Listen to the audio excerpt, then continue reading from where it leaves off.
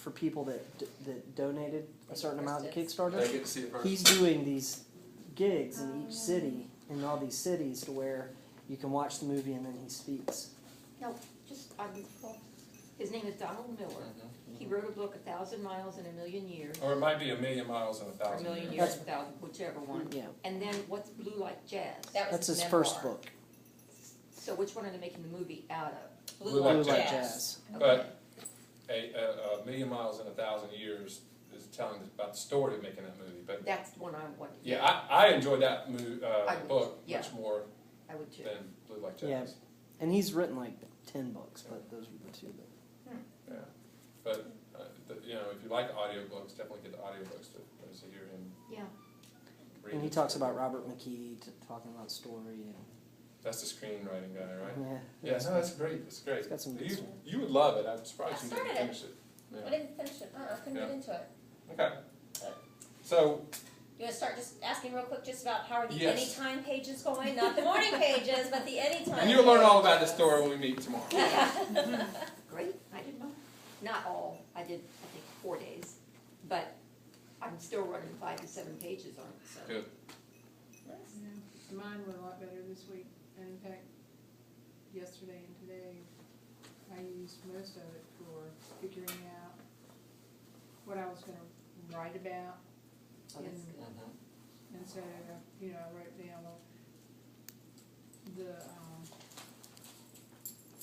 like, this character talks about this particular thing, you know, and then I just write it down, and then when I get to the writing itself, all I have to do is the specifics. Mhm. And I don't forget what it is I was gonna do, so that's really been helpful. Remember, think of it as a sandbox, a playground. Mm-hmm. You know, nothing's wrong.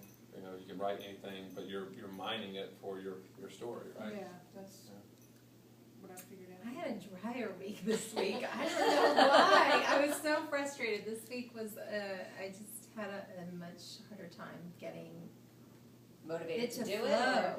Or? Getting motivated to do it. A lot going on this last week, but once I sat down, Mhm. I was having a hard time getting it all to flow. So it was really, this last week, whatever it did get written, it was jumping all over the place, and I was still. But that's having- fine. That's probably what your mind was doing. Yeah, It's a that's reflection fine. of whatever's going Yeah. on with you that week, Yeah. usually.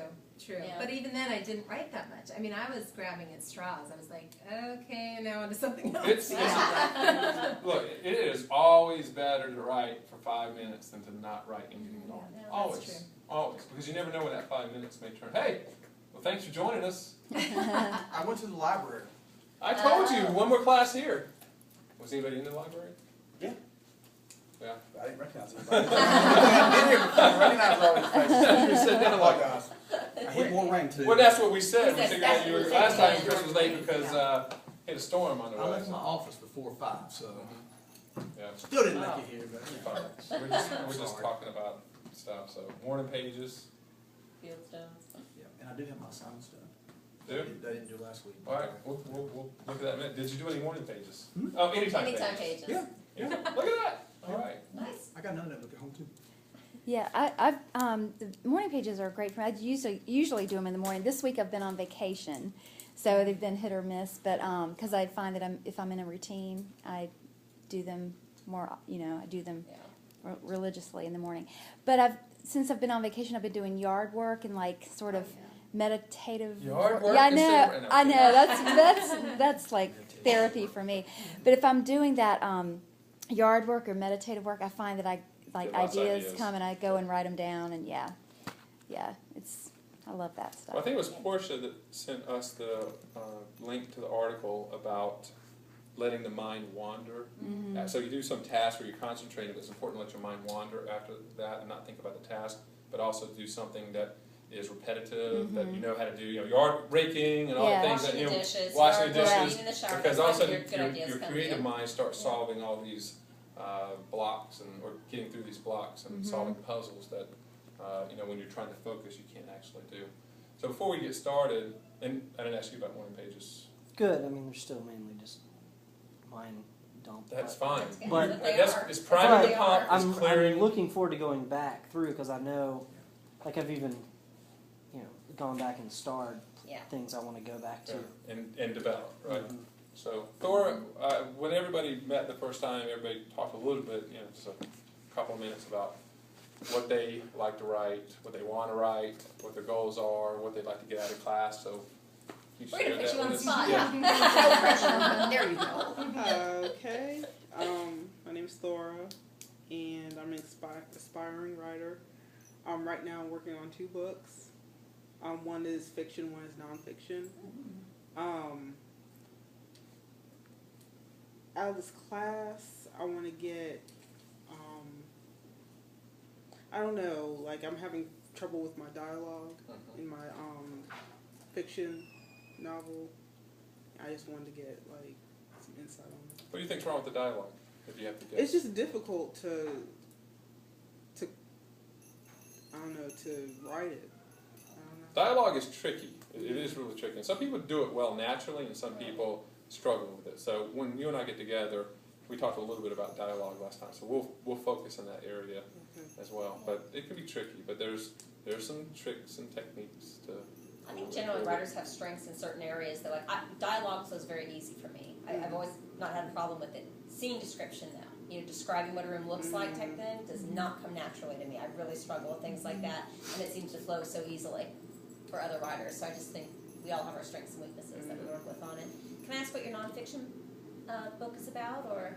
It's about race relations. Okay, very good. Just And is because there any- next week is. No. You're going to have like 80% of Chris tonight, and I'll chime in on stuff, and then next week is almost 80% me, with Chris chiming in. But it's nonfiction magazine. Well, wait, we're writing, moving articles. we're moving that to the 5th week. Oh, did we? Because I'm going to Vegas. I'm leaving you to teach class by yourself, remember? Oh, You don't remember nice. this? since that one is 80% you, we're Okay, moving that 2 one there. weeks, 8% me. No, it'll be kind of equal next week, and then That's fine. you get your Okay. Philodina. So, the fiction. Did you think that was funny? You can laugh since you're her mom. I know. This is Dina's mom, by the way. So is the fiction book, does it draw any from the nonfiction book? Is it still about No. race relations? Totally different. Totally different. Okay, all right. So this class right here is really about mythic structure. This is one of my favorite classes because I think it's so useful. And a lot of times when we first start talking about it, a lot of people think, well, that's only relevant to fiction, but it's really relevant to nonfiction as well. I mean, when you're writing an article or a blog, you still, if you want to make it interesting for the most part to a reader, you still want to tell a story, right? And this will really give you break down the elements of a good story and give you a better understanding of it, so you can even incorporate this for nonfiction. But I'll go even further and say that if you really understand this, it can give you a lot of insight to your own life, right? And where you are in your own story. Just like we're talking about Donald Miller and A Million Miles in 1,000 Years, and how he really started to look at his life as a story, and how do I live a better story, right? So this is mythic structure. And this is not anything original to Dina or me. Wait for the ending of that sentence. Thank you. You what? Oh, Just- you thought I wasn't going to include myself in that? There you go. All right. Okay. It's not anything original to Dina. No. So, and I'll explain this all. So there was a man named Joseph Campbell that did a lot of studying of mythology, right? And I mean, he really devoted his life to studying mythology. And what he recognized is that all these different countries and cultures throughout the years, they all had their myths, right? But even the ones that had no intersection with each other for the most part, still had these similar stories, right? And he wrote several books. One was called The Hero's Journey. The other one is called The Hero with 1,000 Faces. So basically what he realizes that for the most part, it's the same stories being told over and over and over again. A Hero with 1,000 Faces. Same stories being told over and over again. It's just different heroes, right? Okay, so that's where he gets the a hero with 1,000 faces. And it's very important that when we say hero, we mean men and women, right? There's a trend from it being actors and actresses to everybody's an actor. Men and women are actors, and the same thing. Men and women. It's not just hero and Who's the heroine. hero of Titanic, of that movie? Who's the hero of it, really? She is. Yeah, it's Rose. Yeah. A lot of people when Instead of it, saying heroine of it, you would just say she's the hero. well, you can It's say, her you can say journey. either. It's her journey Yeah. through the story. But if somebody is just spouting off something quickly, they may say, well, Jack, he's the hero of the movie, right? Because he's the male lead. Rescues her. Yeah. No, he's, Yeah. he, Live his life. I mean, you know. that's The right. boat, man. But the main character in a story is the one that really changes, has a character arc, right? So they start here, they go through all, these ordeals and everything, and they change. Did Jack change? No, he was still his same bright, great self. He was a catalyst for Rose to change. Rose is the hero of that story, right? So, and we'll talk about some other stories where the hero is a woman. But so when we read a story and the hero, and the hero is another way of saying protagonist, right? We all know what a protagonist is. It's the main character of a story. You have an antagonist, which is the villain of the story or the opposing character in a story. So when we say hero, most of the time when we read a story or see a movie, the hero of the story at some point, we're seeing, them. Certain things happen to them. There's a lot of fish out of water stories, right? Where it's a fish and they're somewhere else in a whole different environment. So when we see a hero in a story, a lot of times they're being thrust into a world that is very different from what they're used to. Okay, right? But for us as a reader or a viewer in the audience to really appreciate how different this new world that they're being thrust into is, we have to. Let me back up for a second and say, this is not a formula, meaning you don't have to do everything in order the way it is. You can leave things out, but for the most part, this is a general structure that resonates with most human beings as a good, satisfying story. Okay, so for us to appreciate how different this new world is to the hero, we need to see him or her in their ordinary world, right? So that's really the first part of and we're going to call this the hero's journey, and I'm going to tell you a little about how this was developed by a writer named Christopher Vogler. But ordinary world. And what this does is it gives us a chance to see the world that the hero is used to. Now, to back up for just a second, but because I forgot to say this, is there's a writer, a Hollywood script doctor, right? You know what that is. This is somebody who, when movies are being produced and they're struggling with their story and the script writers they don't quite have it where it needs to be, the executives, the producers call them script doctors who really understand plot and characterization and how do we take this script to a new level. And this guy, his name is Christopher Vogler, and he was a script doctor. And he got called in on The Lion King and a lot of other high-profile movies because the scripts weren't working. And after he worked his magic on a couple of these scripts and had some blockbusters, he was more in demand. And a lot of executives said, well, explain to me how this works. And he wrote this little 7-page memo and gave it to a few of the executives in the Hollywood studios. Well, the executives reading this, they got it. It all made sense. And they started photocopying this thing and distributing it.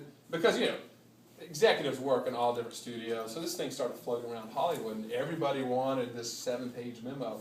Well, he realized the value of it. He wrote a book called The Writer's Journey. Now, he's just borrowing from Joseph Campbell, who did The Hero with 1,000 Faces, did the Hero's Journey. Well, he's calling it The Writer's Journey. So it's just things that every writer should know.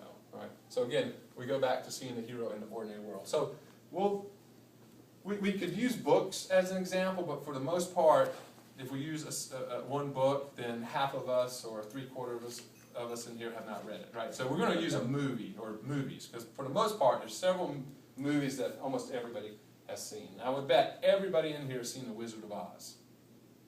Is that right? Yes. All right, so that's a good one to use. Nobody's So- going to admit to not seeing it. Right, yeah. All right, so- Always stop and watch it again. Yeah. So, who is the hero in The Wizard of Oz? Dorothy. No doubt, Dorothy's the hero. And where is Dorothy's ordinary world? Kansas. Right, On a farm. on a farm. Right. And what's so great about The Wizard of Oz is it goes a step further in delineating the difference between the ordinary world and the new world, the special world, by doing what? In movie. That's right.